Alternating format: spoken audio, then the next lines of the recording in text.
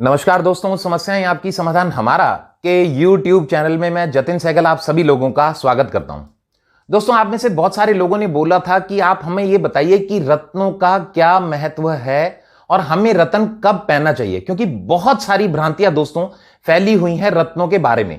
बहुत सारे लोग केवल यह कहते हैं कि लग्नेश, पंचमेश और नवमेश का ही रत्न पहनना चाहिए, या जौन सा ग्रह हमारी कुंडली में योग कारक ग्रह हो उसी का रत्न पहनना चाहिए। पर दोस्तों, ऐसा बिल्कुल भी नहीं है। आप एक भाव से लेकर के 12 भाव तक किसी भी भाव के मालिक का रत्न आप पहन सकते हैं।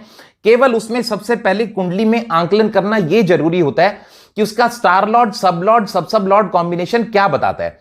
अगर उसका टोटल कृष्णमूर्ति पद्धति में जो टोटल आउटपुट है वो बहुत पॉजिटिव बता रहा है, यानी आपकी वो हेल्थ के लिए भी बहुत अच्छा है, आपकी वेल्थ के लिए बहुत अच्छा है, आपके बच्चों के लिए अच्छा है, आपकी मैरिटल लाइफ के लिए अच्छा है, आपके प्रोफेशन के लिए अच्छा है, तो बहुत बढ़िया हो सकता है। बिल्कुल आप उस रत्न को आप पहन सकते हैं। दोस्तों, इस भ्रांति में बिल्कुल मत आइएगा कि आप जो है अष्टमेश का रत्न नहीं पहन सकते हैं, सिक्स्थ लॉर्ड का रत्न नहीं पहन सकते हैं, 12th लॉर्ड का नहीं पहन सकते। जैसा आपके सामने दोस्तों ये जो कुंडली बनी हुई है, ये वृष लगन की कुंडली है। इस कुंडली के अंदर मैं सिर्फ फॉर एन एग्जांपल आपको बता रहा हूं कि अष्टमेश और एकादशेश जो है वो बृहस्पति महाराज बनते हैं, और ऐसे में पौराणिक ज्योतिष में यह बोला जाता है कि सबसे ज्यादा अकारक ग्रह वृष लगन की कुंडली के लिए बृहस्पति होता है। पर दोस्तों, मेरा बिल्कुल ऐसा मानना नहीं है। मैं ये जिस व्यक्ति की कुंडली है मैं उसके बारे में बात कर रहा हूं। इस व्यक्ति की कुंडली में स्टार लॉर्ड, सब लॉर्ड, सब लॉर्ड कॉम्बिनेशन के अंदर जब बृहस्पति की महादशा चली तो उसे बहुत अच्छे रिजल्ट्स प्राप्त हुए। पर दोस्तों, जितने रिजल्ट्स उसको मिलने चाहिए थे वो नहीं मिले।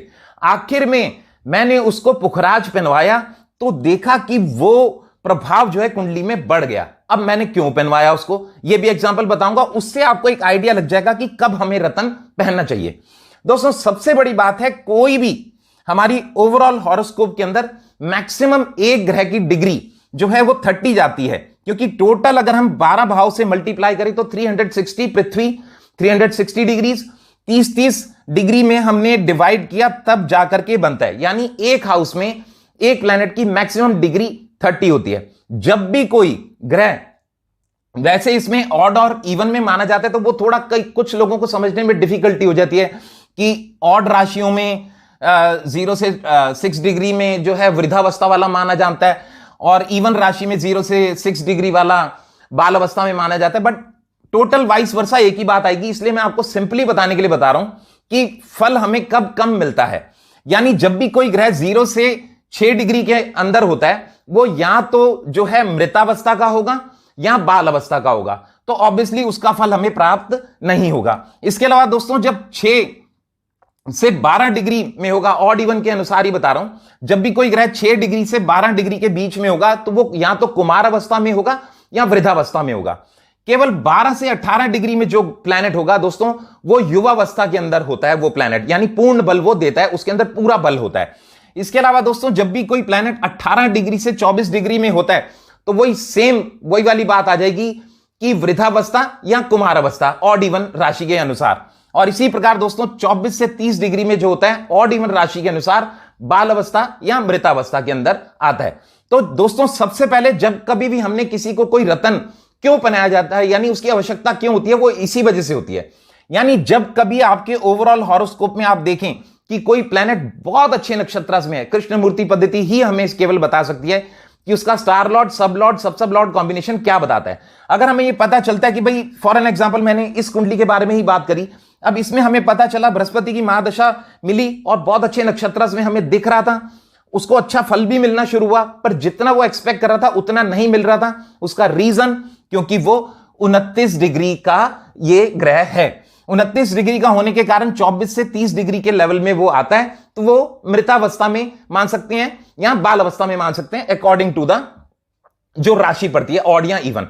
तो ऐसे में क्या हुआ, हमने केवल इस व्यक्ति को पुखराज रत्न पहनाया, और पुखराज रत्न पहनाने के कुछ समय बाद ही, एकदम से ऐसा कोई जादू नहीं होता दोस्तों, पुखराज रत्न पहनाने के कुछ समय बाद ही उसको मनोवांछित फल मिलने लग गए, उसके लाभ का मार्ग भी प्रशस्त हो गया। ऐसा बिल्कुल कभी मत सोचिए कि वो ग्रह अकारक है, नहीं पहन सकते, बिल्कुल भी नहीं दोस्तों।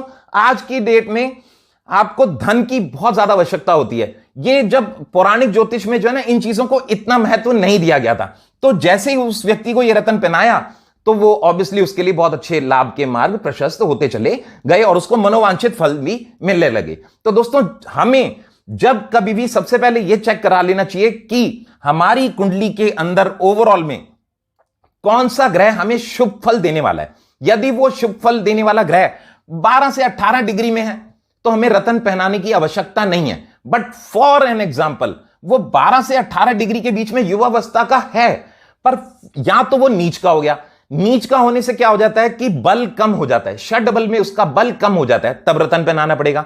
या उसका कोई मैलेफिक इंफ्लुएंस आ रहा हो, यानी कोई उसका दुश्मन प्लैनेट या तो उसके साथ बैठा हो या उसके ऊपर दृष्टि दे रहा हो, तो ये संभावनाएं बन जाती हैं, तब हमें रत्न पहनाने की आवश्यकता होती है। अब यहां पर अगर आप नोटिस करें, फॉर एन एग्जांपल मैं आपको बता रहा हूं, इससे आपको एक हल्का फुल्का आइडिया और लग जाएगा कि यहां पर बृहस्पति अच्छा था इस व्यक्ति की कुंडली में, अपनी स्वराशि का भी था, स्ट्रांग था।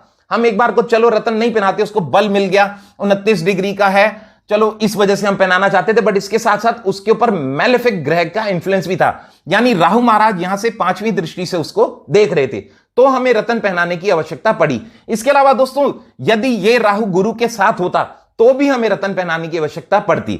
बट फॉर एन एग्जाम्पल अब आप देखें, यहां पर ये बुध है, इस कुंडली के अंदर बुध है, ये 16 डिग्री का बता रहा है और 6 नंबर की राशि में उच्च का होता है। अब यहां पर ये प्लैनेट इस व्यक्ति की कुंडली में ऑलरेडी शुभ फलदायी था, तो हमने इसको पन्ना बिल्कुल नहीं पहनाया, हमने बोला इसकी कोई आवश्यकता नहीं है। एक तो पहले से आपका प्लैनेट उच्च का है, उच्च का होने से षड बल में हमें दिशा बल मिल जाता है, अच्छा बल मिला। इसके अलावा वो 12 से 18 डिग्री के बीच में आ रहा है, तो आपको वो रत्न पहनने की आवश्यकता नहीं है। तो दोस्तों, हमेशा जब कभी भी हमें रत्न पहनना है तो हमें यह जरूर देखना है कि वेदर वो सबसे पहले हमारी कुंडली में अच्छे नक्षत्र में है कि नहीं, हमारे लिए शुभ फलदायी है कि नहीं, क्योंकि हमें रत्न केवल वही पहनना चाहिए जो हमारी कुंडली में हमें शुभ फल देता है। कभी भी अशुभ फल दान देने वाले ग्रह का रत्न हमें नहीं पहनना चाहिए, बल्कि उसका हमें दान करना चाहिए। और जब कभी भी कोई शुभ फलदायी ग्रह हो और वो डिग्रीज में कहीं ना कहीं कमजोर हो रहा हो या षडबल में कहीं ना कहीं कमजोर हो रहा हो, तो हमें उसका रत्न पहन करके उसके बल को बढ़ाना चाहिए। दोस्तों, रत्न से केवल ग्रेविटेशनल फोर्स मिलता है, ऐसा बिल्कुल मत सोचिए कि अननेसेसरी हमने ये पत्थर क्या कर लेगा। दोस्तों, एग्जैक्टली हम सिर्फ ग्रेविटेशनल फोर्स के लिए ही पहनते हैं। तो ओवरऑल में ये ध्यान रखिए, सबसे पहले आप अपने हॉरोस्कोप को चेक करवाइए कि कौन सा प्लैनेट हमारे लिए शुभ फलदायी है। कोई बड़ी बात नहीं दोस्तों, वो आपके छठे घर का मालिक भी ऐसा हो सकता है, क्योंकि जब हम भाव चलित कुंडली में देखते हैं कृष्ण मूर्ति पद्धति में, तो हमें पता चलता है कि ये कई बार 8वें घर का मालिक भी हमारे लिए शुभ फलदायी ग्रह बन जाता है, जैसा कि मैंने इस हॉरोस्कोप के माध्यम से आपको बताया। अगर आप चेक करेंगे तो इनका अष्टमेश इनके लिए बहुत ही शुभ फल लेकर के आया और अब ये कामयाबी के रास्ते में ये व्यक्ति जा रहे हैं, इसीलिए मैंने एक छोटा सा एग्जांपल देकर के आपको बताया। तो ओवरऑल में हमें देखना है कि अगर कोई हमारे लिए खराब फल दे रहा है, फॉर एन एग्जांपल इस कुंडली में मान लीजिए मंगल हमें खराब फल दे रहा है, तो अब ये 25 डिग्री का है, तो हमें इसका ना तो रत्न पहनने कोई मतलब नहीं, बल्कि मैलेफिक इन्फ्लुएंस में हमें और कोई फर्क नहीं पड़ता, अच्छी बात है, खराब फल दे रहा है, कमजोर हो गया, बल्कि हमें इसका दान करना चाहिए, यानी लाल मसूर का दान करें किसी गरीब को, या मंगल से रिलेटेड जैसे ब्लड का दान करें, तो हम एक ऑटोमेटिक एक छोटा मोटा आइडिया करके अपने जीवन को बैलेंस कर सकते हैं। दोस्तों, मैंने एक ही चीज हमेशा बोली है और हमेशा बोलता रहूंगा कि astrology is a divine science, no one can change your destiny but yes you can balance the things. यानी ज्योतिष एक दिव्य विज्ञान है, भाग्य आपका कोई नहीं बदल सकता, परंतु हां, आप अपने जीवन में होने वाली घटनाओं को थोड़ा संभाल अवश्य सकते हैं। इसी के साथ मैं अपनी वाणी को विराम देता हूं। मैं जतिन सहगल, समस्याएं आपकी समाधान हमारा यूट्यूब चैनल। धन्यवाद।